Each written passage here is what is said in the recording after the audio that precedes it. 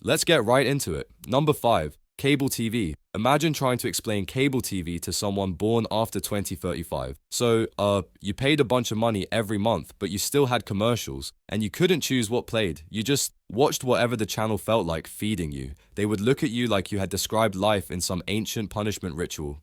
And honestly, that's kind of what it was. Cable TV is disappearing because humans discovered something revolutionary: freedom. The moment streaming came along and said, hey, how about watching what you want, when you want? Our collective brains dumped cable like an ex who still sends passive-aggressive holiday texts. Psychologically, on-demand media taps into the brain's love for autonomy and instant gratification. Why wait for a show to come on at 8 p.m. when your dopamine machine can deliver it now? Plus, cable was built on a model that assumes you're okay with 900 channels you never watch. Meanwhile, streaming lets you curate your entertainment like a neurotic museum curator. The result? Cable is fading into the same dusty corner of history as VHS rewinding fees. Sure, there are still a few holdouts, mostly sports fans and people who refuse to learn new remotes, but even those groups are being dragged into the future one app at a time. Give it 10 or 20 years and cable boxes will be found in thrift stores next to bread machines and abandoned dreams. Basically, cable TV is dissolving because humans tasted freedom and went, yeah, we're not going back. Number 4. Alarm clocks.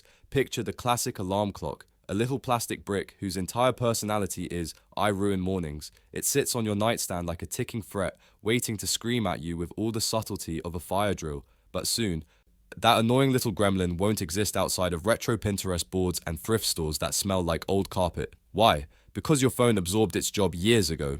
And your phone isn't just an alarm clock, it's a customizable, judgmental wake-up butler. It tracks your sleep cycles, adjusts your wake time, and gently nudges you awake with a sound called morning bliss, which is just a nicer way of saying soft panic. Psychology-wise, this shift makes sense. Humans crave control over their waking experience. The more personalized the wake-up, the less likely you are to immediately regret being alive. Plus, smart homes have taken it even further. Now your lights can fake a sunrise, your thermostat can warm the room, and your smart speaker can whisper your schedule like a very organized ghost. Compare that to the old school alarm clock, which basically yelled good luck out there and then turned itself off. In the future, kids will see a traditional alarm clock and say, why would you keep a screaming cube next to your face? Because, child, it was either that or sleep through school.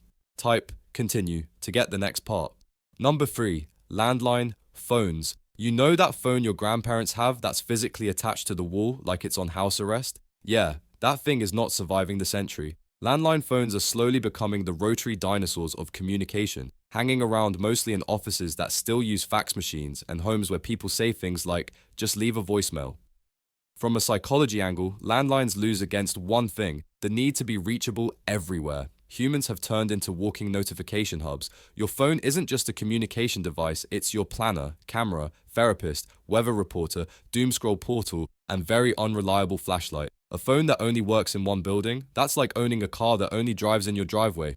There's also the illusion of safety and professionalism that landlines once had. Businesses used to brag about having a real line. Now, nobody cares what number you called from as long as someone answers and sounds vaguely competent. And with Wi-Fi calling, VoIP, and 1,000 different messaging apps, your voice is just data screaming through the internet with everything else. Pretty soon, landlines will be something kids only see in old movies. So you had to stand in one place to talk, and everyone in the room could hear you? Yes. Privacy was optional. Basically, landlines are disappearing because mobility won, and the house phone simply can't get off the couch. Number 2. Physical mail. Imagine future kids discovering a mailbox for the first time. So this is like a metal trash can for trees? Kind of, yes. Physical mail is slowly evaporating, and honestly, it's about time. Most of the stuff that shows up in your mailbox today is either a bill you already paid online, a coupon booklet you will never use, or a mysterious envelope addressed to current resident, which already tells you it's garbage. Psychologically, humans crave immediacy. We like our communication fast, digital, and preferably delivered while we're still lying in bed. Snail mail can't compete. It moves at the speed of a tired sloth dragging a wagon full of envelopes, and our brains, wired for instant gratification, absolutely hate waiting. With email, texts, and online accounts, physical mail feels less like communication and more like homework. There's also the fact that businesses realized they don't need to spend money on postage, printing, and trucks just to send you reminders you'll ignore anyway. Digital billing, digital statements, digital everything, companies switched because it's cheaper, faster, and nobody can lose an email under a stack of takeout menus. Sure, packages will stick around. We love ordering things at 2 a.m. that we regret by 2:07.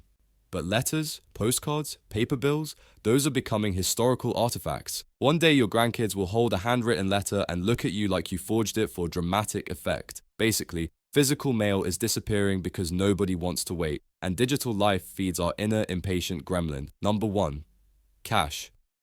Imagine pulling out a handful of cash in the future. People will look at you the way we look at someone paying with medieval coins. Wow, vintage. Where'd you get those in an antique store? Cash is quietly dissolving from everyday life, and your lifetime might be the last one where it's still remotely normal. Your brain actually plays a huge role in this. Psychologists call it the pain of paying, the tiny emotional sting you feel when you hand over physical money. Digital payments practically delete that feeling. Tap your card, scan your phone, blink twice at a smart kiosk, boom, purchase made.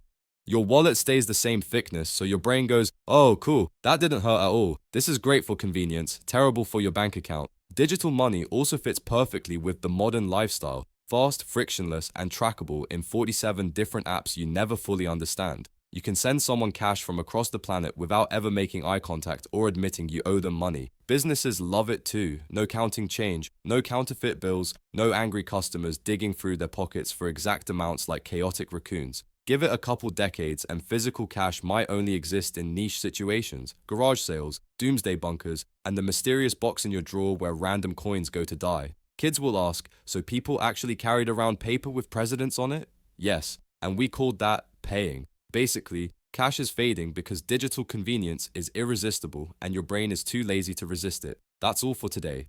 I'll be making similar videos in the future. Subscribe to see them.